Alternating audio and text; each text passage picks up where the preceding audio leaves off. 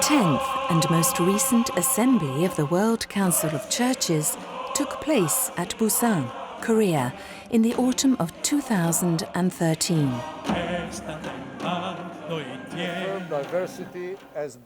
An assembly is the governing body of the World Council of Churches, the worldwide fellowship of Christian churches, in which representatives of the hundreds of member churches identify goals the Council and its partners will pursue together until the next assembly.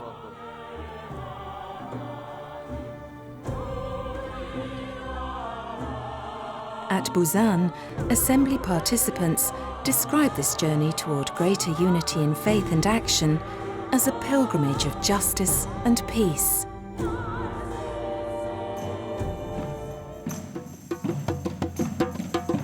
It has been said that each of the 10 assemblies since the Council came into being in 1948 has presented the opportunity for the WCC to reconstitute itself. They also reflect changes in the development of world Christianity. Seek good. Seek good and not evil, that you may live. Who will speak if you don't? Who will speak if you don't? Who will speak? A geographical location, historical moment, and cultural context of an assembly set a mood and tone for its deliberations and decision-making. Touches the hearts of Christians all over the world. Their lives will be full.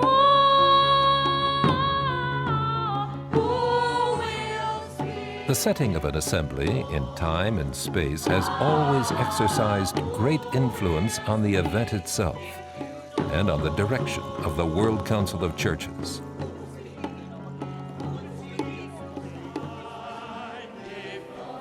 The Council existed for 10 years in process of formation before its first assembly was held in war-ravaged Amsterdam in August 1948. Some 147 churches were able to send delegates.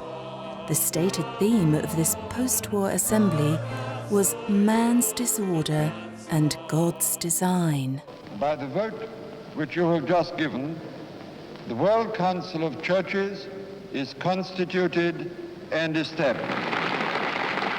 Our common witness in word and deed has no substance and no convincing power unless that witness is rendered locally and nationally in all the churches. The delegates adopted a message in which they confessed, as we have talked with one another here, we have begun to understand how our separation has prevented us from receiving correction from one another in Christ. And because we lack this correction, the world has often heard from us, not the word of God, but the words of men. One line from the closing message of the assembly caught people's imagination. The many churches proclaimed from Amsterdam, "We intend to stay together." By the time of the Second Assembly held in the U.S. state of Illinois, the Cold War between East and West was nearing its height. The American president personally intervened to ensure that delegates from all nations would be granted entry into the United States. The diversity of the gathering in that era of suspicion attracted widespread attention, both positive and negative. As Western empires crumbled, so-called younger churches from newly independent nations increased the membership of the WCC. A clear concern for development and human rights led to discussion of the Church's role in forming a responsible society. Still more churches from the Global South joined the WCC in time for the New Delhi Assembly in 1961, the first such gathering to convene outside Europe or North America. Christianity was a minority religion in this setting, and it was here that the International Missionary Council was integrated into the World Council of Churches. For the first time, Orthodox churches from Eastern Europe were present at the assembly. One product of their participation was a statement of identity by WCC member churches. The World Council of Churches is a fellowship of churches which confess the Lord Jesus Christ as God and Saviour according to the Scriptures, and therefore seeks to fulfil together their common calling to the glory of one God, Father, Son, and Holy Spirit. More than that, the Third Assembly welcomed observers from the Roman Catholic Church. Prior to Pope John XXIII's calling of the Second Vatican Council and the visit of Cardinal Beer to the WCC offices in Geneva, there had been no official Catholic participation in WCC assemblies. The Fourth Assembly at Uppsala had as its theme, "Behold, I make all things new." Participants heard reports of increasing cooperation between the WCC and the Catholic Church, between Orthodox and Protestants, among all the churches in ministries of diaconia and development. On the other hand, even in the neutrality of Sweden, the delegates could not ignore tragic confrontations taking place in Vietnam, Czechoslovakia, Southern Africa, Latin America. Nor could they overlook protest movements ranging in the spring of 1968 from the cities of the United States to the great European universities. Martin Luther King Jr. was to have delivered the opening sermon at Uppsala, but he was assassinated in the spring while campaigning for the poor. Youth at the Assembly staged protests and teach-ins of their own, demanding to know why the churches were not doing more to address the crises of the world. African-American novelist James Baldwin, speaking at Uppsala on the topic of racism, put it this way: "The church is in great danger, not merely because black people say it is, but because people are always in great danger when they know what they should do and refuse to act on that knowledge." Like all assemblies, Uppsala pointed new directions for the WCC. Within 2 years, the council had inaugurated its program and special fund to combat racism.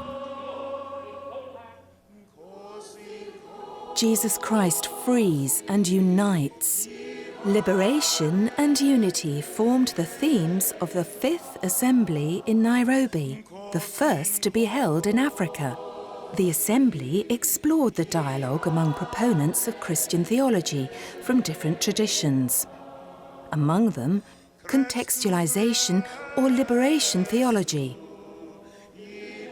Closer ties between the Council, the Catholic Church, and other non-member communions had led to promising dialogue in the areas of baptism, Eucharist, and ministry. It was decided to send a faith and order document on this theme to the churches for their response before the next assembly. The Nairobi Assembly also encouraged interfaith dialogue, and it called for further work on establishing a just, participatory and sustainable society.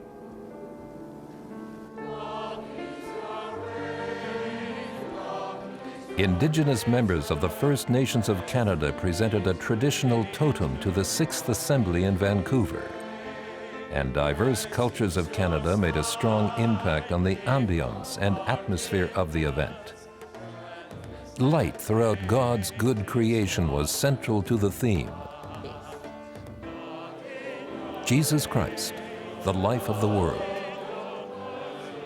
Worship took place in a great tent, and one highlight was the celebration of the Eucharist according to the Lima liturgy that grew out of the baptism, Eucharist, and ministry consultations.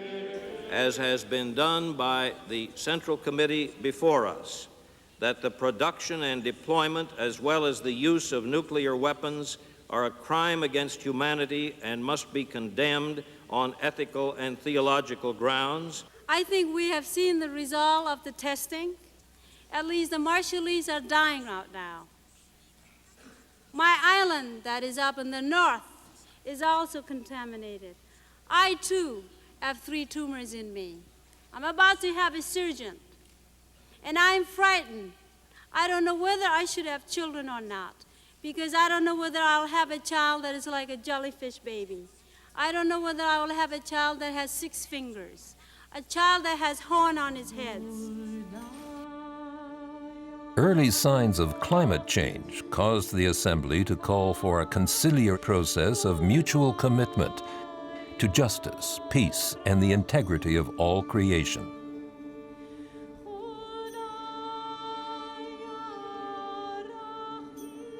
The First Gulf War broke out just 3 weeks before the 7th Assembly was convened in Canberra, Australia. Some delegates, especially from the Middle East, cancelled their travel plans in order to serve their people at home. It is not a religious war. It is not a just war. It is not a holy war. It is a war with definite political, military purposes or goals.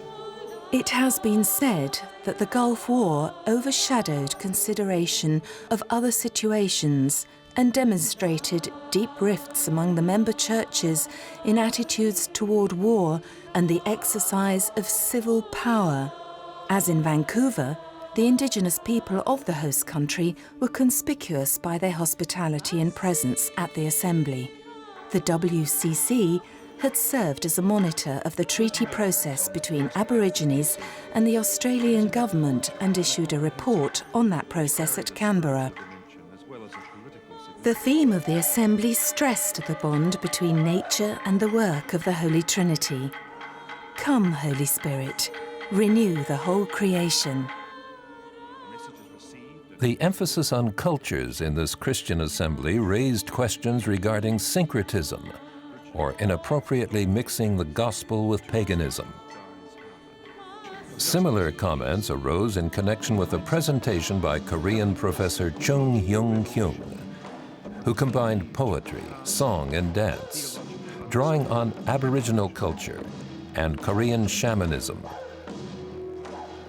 Responses to her contribution prompted debate about Christian tradition and the cultures in which churches live. Complaints of syncretism by Orthodox churches were one element that led to further discussion at the next assembly, and to the work, report, and recommendations of the Special Commission on Orthodox Participation in the World Council of Churches.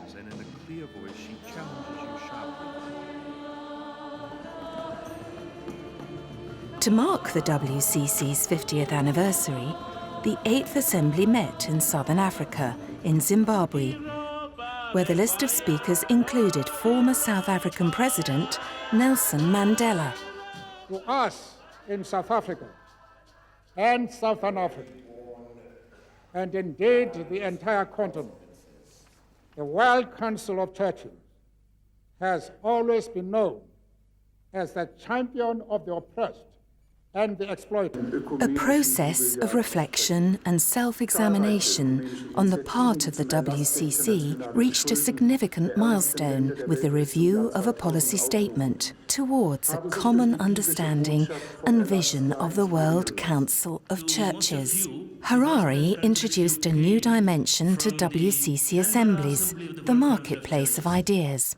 More than a visitor's program or an exhibition hall, it provides ecumenical space for the building of community and sharing of stories and experience. I feel that we've gone through a generation of complainers. We are very good at the accusation side of prophecy, the denunciation side of prophecy, and we've lost hope.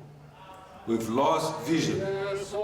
In Harari, it was called a padare, the Shona word for meeting place or centre of community. Porto Alegre would employ its own local term, mutirao. In the message of the 9th Assembly, Christians in Porto Alegre observed that we are made aware by Assembly participants of cries arising daily in their home countries and regions due to disasters, violent conflicts, and conditions of oppression and suffering.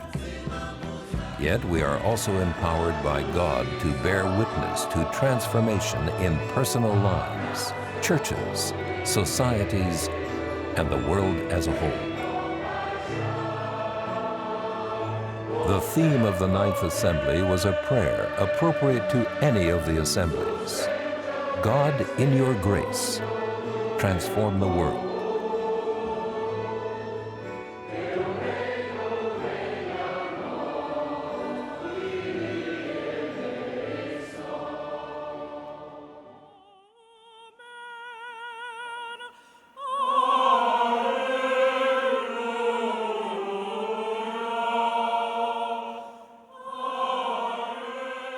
The 10th Assembly, held in Busan, Republic of Korea, came at a time when the WCC was poised to reshape its future through a fresh network of relationships among Christian movements, interreligious partnerships, and relations with people of goodwill throughout the world.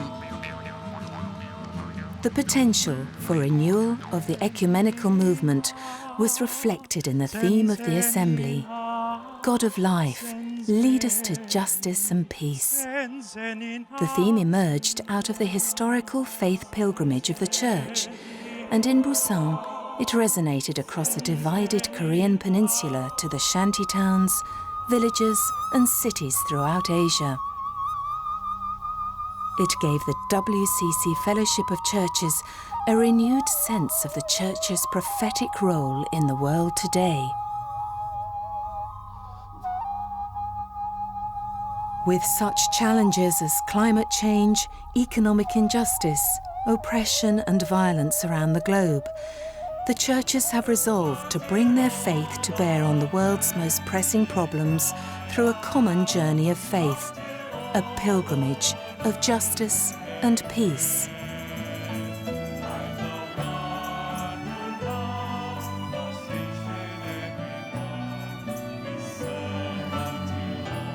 The history of the World Council of Churches has taken it from Amsterdam to Busan by way of gatherings on each of the 6 inhabited continents. These have been the landmarks along the way. With each assembly, the WCC Fellowship of Churches has renewed and revived its commitment to Christian unity, mission, and service in the world.